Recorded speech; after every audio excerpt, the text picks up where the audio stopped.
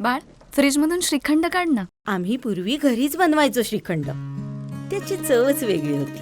आता काय सगळं रेडीमेड. आजी, हे श्रीखंड खाऊन बघ. आज तुझ्या आईनं घरीच बनवलं की काय? हे आहे गोकुळचं श्रीखंड. अगदी जिभेवर रेंगाळणार. जिभेवरच नाही तर मनावरही रेंगाळणार. गोकुळ श्रीखंड, मनावर रेंगाळणार. सन्मान्य उपमुख्यमंत्री महोदय येत आहेत म्हणून एक वेगळा मुद्दा मला मांडायचा. दादा, मागच्या 15 दिवसापूर्वी राज्यातल्या 30 वैद्यकीय महाविद्यालयांना NMCच्या नोटीस आलेल्या आहेत. मला वाटलं वैद्यकीय शिक्षण मंत्री असते तर मी हा विषय, परंतु तो नगरविकासकडे असल्यामुळे तुमच्याकडे उत्तर आलं.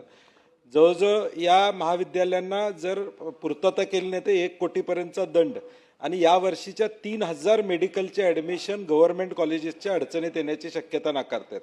आता लगेच उत्तर मिळेल असं मी म्हणत नाही, परंतु सन्मान्य दादांना माझी विनंती आहे की या संदर्भात शासनानं आज नाही उद्या भूमिका जाहीर केली पाहिजे. NMCच्या जर नोटीस 30 वैद्यकीय महाविद्यालयांना या राज्यातले आले असतील, त्यामध्ये स्टाफचा विषय हा मेजर आहे. आम्ही अनुभवलेलं आहे. नवं वैद्यकीय महाविद्यालय राज्यात चालू झालं की कोल्हापूरचा स्टाफ सिंधुदुर्गला जातो, सिंधुदुर्गचा स्टाफ कोल्हापूरला जातो ज्यावेळी इन्स्पेक्शन असेल. तर एक धोरणात्मक निर्णय दादा या संदर्भातला होणं अभिप्रेत आहे, जेणेकरून यांच्या मान्यता यावर्षी टिकतील.